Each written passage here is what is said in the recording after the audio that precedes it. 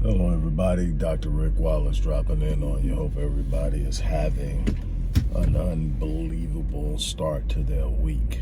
It has been a crazy past few weeks. There's a lot going on as we prepare to close out the year.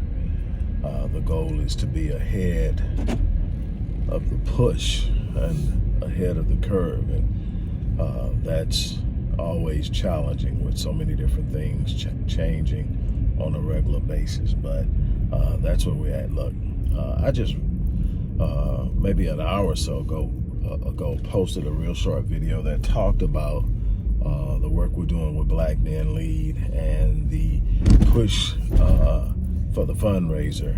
We set out last week to raise $10,000. Haven't even come close to getting started on that, but we'll talk about that later. The information you need to support the work we do, if you've been around any time in the last 15 years, you know the work we do. This isn't new for us. We didn't just pop up on the scene. My contributions to the Black community are multitudinous and multifaceted, and I've been consistent. I've taken hits, bumps, and bruises along the way, but I've never wavered. And a conversation I was having with Sister Latava Melabajingo, when we talked about the capacity for Blacks to live a sustained lifestyle outside of the throes and dependency on whites. One of the things she said when she was asking for help with the $62,000 they're trying to raise to rebuild their workhouse on their campus, and she talked about the fact that she has earned the right. Now, nobody owes us anything, but the work we've put into the community, we've definitely earned the right to ask. The people we've dealt with no regard to our own energy, and in many times going into situations with no regard to our own safety, to putting in hours upon hours of our own precious time with no compensation, and not even asking for compensation. And so when we sit up and we're talking about we need support, we've earned the right to ask. And that's something that she had a long talk with me. She made it very clear. And Dr. Blanchard has been on it because I have an issue with that. I'm like, if you see what I'm doing and I'm trying to make something happen, I'm just different. When somebody asks, like, I've already supported Sister Latava. Dr. Michael Blanchard has already supported. That's how we move. I've got, clients who have come to me and gone on after working with me and done some things. I've bought their books. I've gone back and I've supported them. People I see that I don't even know, and I say, man, they're doing something special. I support them. They don't have to convince me after me seeing what they're doing that. So when I feel like I'm asking over and over again, especially when you don't see any results, you just sit up and say, okay, I'm gonna do what I do, because I do it because I'm passionate about it, not because I need people to believe in it, not because I need people to validate it, but definitely I do it because I love my people. And history tells me that this is not this is a thankless job in most instances, and you can't be out here for accolades and pats on the back. You're definitely not going to die rich if you're dependent upon the work you do in the Black community. Not unless you're raping the community, not unless you're hustling the community, not unless you're pushing sensationalized BS. Oh, then they herd to that. And, it is what it is. But in having a discussion about this, that little short video was just something to kind of make people aware. But what Dr. Blanchard and Sister Latava made clear is, if nothing else, I've earned the right to ask you to help.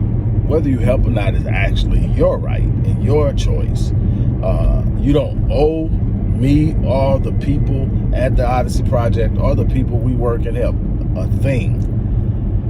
this isn't about what you owe. It's about the passion inside and the belief about doing something and what you relate to and what you care about. And, and it's not like because people aren't giving, they aren't giving. And, that's all I ask, man. If you got something you love and you give into it and do into it, that's you. It doesn't have to be me. But I just know far too many people, and we talked about this, not at the last episode, but the one before that, we talked about the fact that there's far too many people out there that we know that are killing it and can't get support. And, some of that I think is on us, to be totally honest. I think that we've got to be more creative. We shouldn't have to be, but it's just what it is. We've got to really take the marketing side of things serious, because everything is about emotion. And if you're not pulling and tugging on people's emotions, convictions aren't enough anymore. I give off of conviction. I don't give off of emotion. I rarely make emotional purchases, period. We were having that conversation this past weekend. I literally buy very few things on emotion. The only way I buy something on emotion, if it's an immediate purchase, I see it and I want it, and it's literally no disruptions between the time I make the decision to buy it and when I purchase it. If I got to stand in line before I get to the cash register, I've already changed my mind because I don't need it. I'm just at that place in my life. But I give and I buy out of conviction. And so that's that part of it. But in doing this, I want to talk about something. I want to talk about why it's important to give. And I want to talk about where we are right now. We're in a war for the minds of our youth. We've been in this war, and we've been losing battle after battle after battle. Right now, there are a couple of major battles on deck. The battle of reconstructed history, the battle against critical race theory and what it truly is, how the waters are being muddied, and the description and definition of it has been broadened to make it appear that it's basically race baiting and race whining, when the truth of the matter is it's a distinct interrogation of institutional policy and practice and how it impacts racial groups and enclaves. And I'm going to get off into all of that. I've been putting it together. I know I have to do part 2 of that, but there are so many different ways our children are being attacked. And what you have to understand is it's always been a war for the mind. If they can get to the minds of our youth and convince them that what we are trying to present to them as true values, interests, and principles that are conducive to their empowerment, and convince them that liberating themselves from our leadership, liberating themselves from our covering, from our wisdom, from our advice, and doing whatever it is that comes on a whim, or doing whatever it is they suggest, we're losing the war in that instance. Because if they can convince them that, they will literally liberate themselves from the very values and interests and principles that are conducive to their empowerment. They will literally liberate themselves from the potential of their future without ever knowing it, and they will find themselves in unbelievable, hopeless and powerless situations, as we have seen generation after generation. It is immensely important that we be the arm that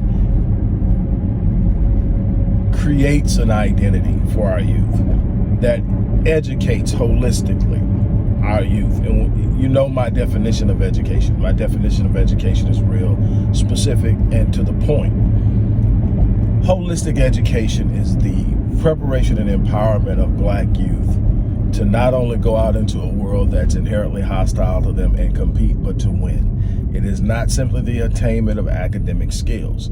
It is the preparation and empowerment of our youth. Education is the holistic process, and this begins with an identity.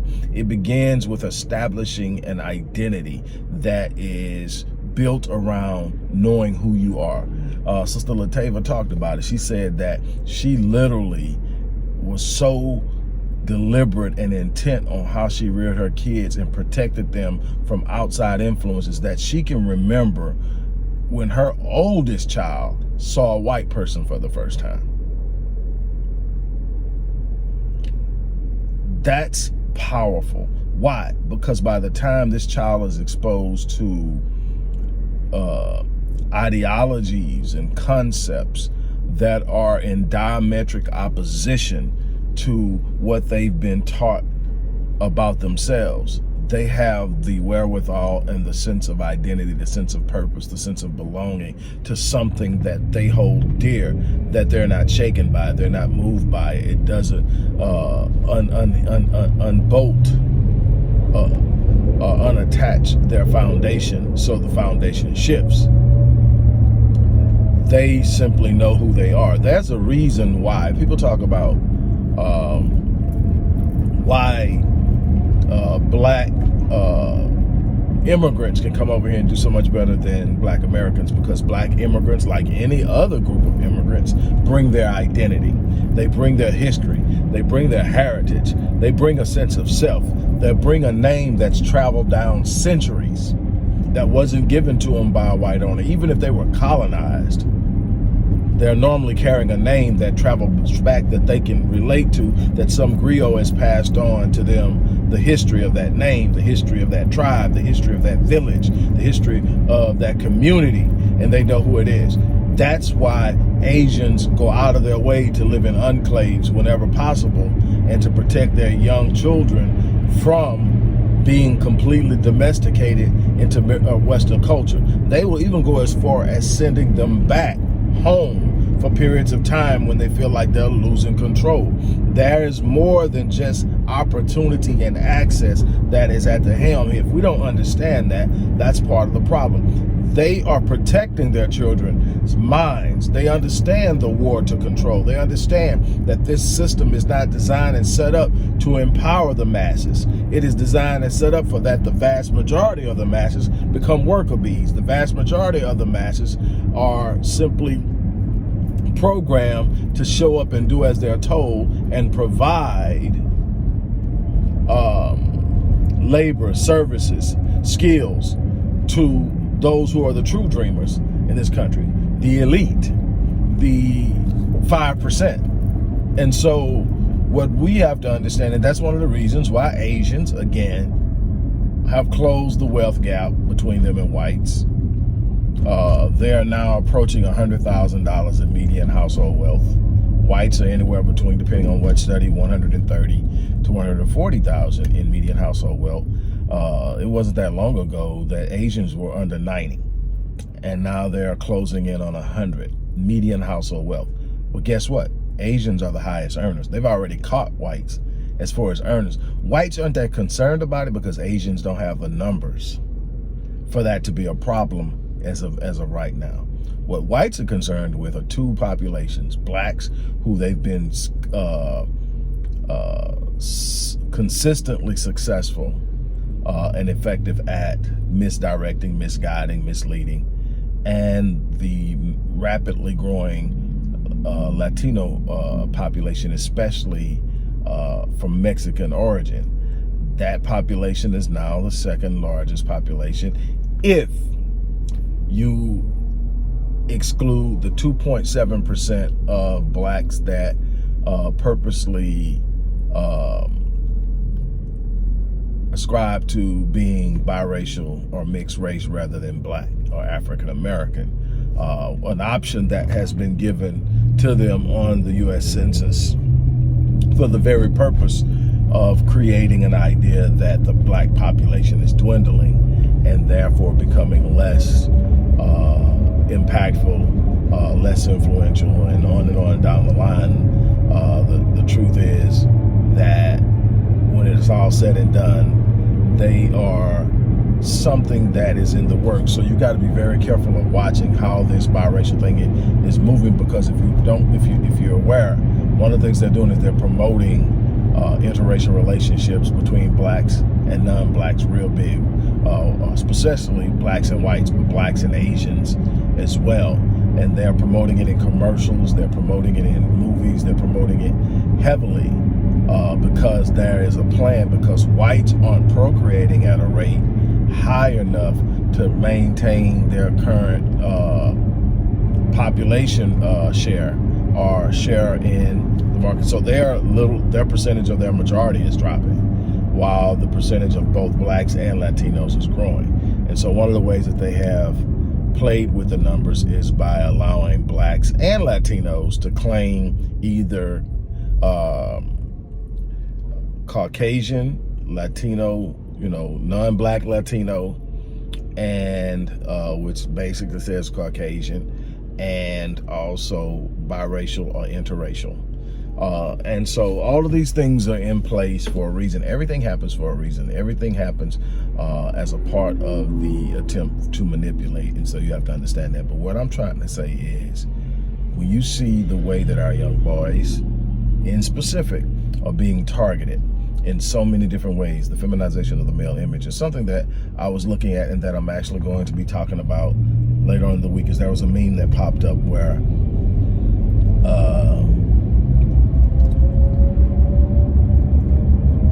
cartoon, one of the cartoon artists, very successful guy, I can't think of his name, but he's very good at these cartoon depictions that paint these narratives that we need to discuss, that challenge us to think. And it's one black boy, looks like maybe a preteen or a teen, is having a rough day, cry, and he walks up and his dad hugs him, says, "It's gonna be all right, son." Two other black men are sitting over there and, basically, you see this bull crap. That's why our boys are so soft. Say, yeah, man, I would smack the crap out of my son if he came up to me talking about a hug. And I said, but that's a play on the mind. You know how many black men right now won't seek help because they've been told that a real man doesn't need help? You know how many black men right now operating from a place of brokenness because they were told that real men don't cry, real men don't express themselves, real men don't seek help. You've got a lot of us out there that have become ineffective in the roles that we're trying to take on because we are trying to do it from a place of depletion, from a place of diminished capacity.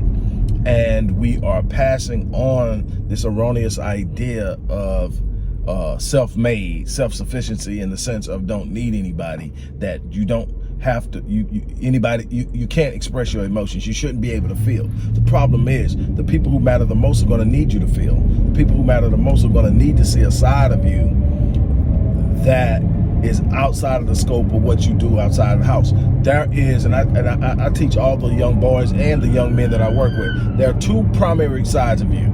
There is the warrior side of you. I call it the Superman, the Batman, or the Black Panther, whoever it is. That's your warrior. Your warrior you goes out of the house to go put in the work, to go do the things that are necessary for you to sit up and make sure that everyone within your home, your village, your enclave has what they need to live safely, to live fulfilled, and to do the things that they were designed to do. But you've got to be a warrior to go out and do that. But let me explain something to you.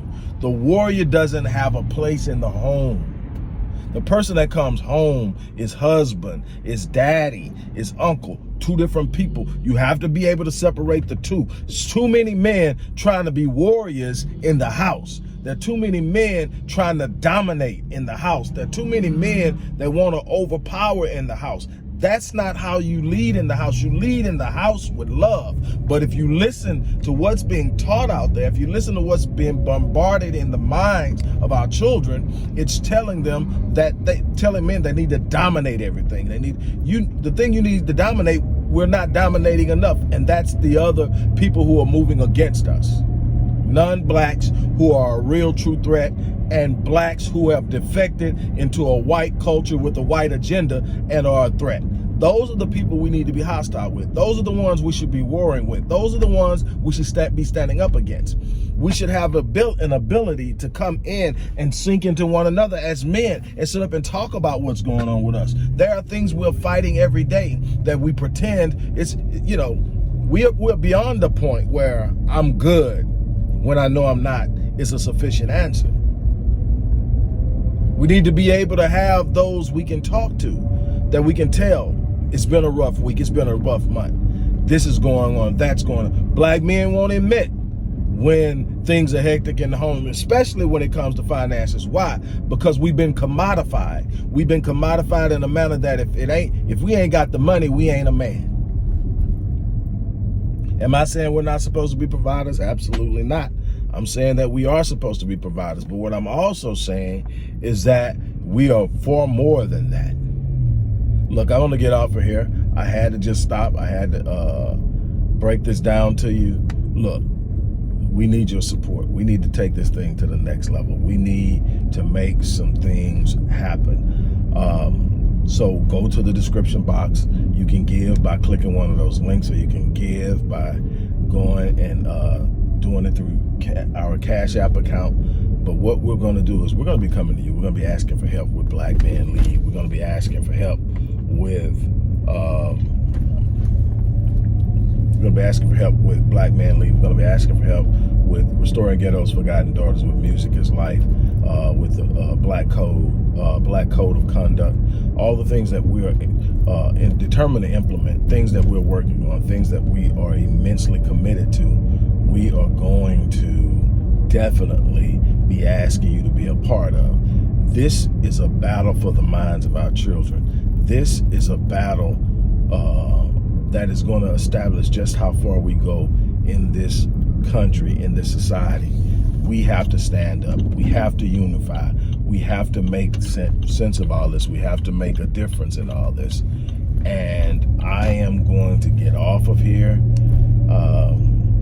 Get ready to make this next stop. Eventually get ready to get in the house. But I tell you what, we've got work to do. On that note, I'm going to get out of here. You guys have an unbelievable day.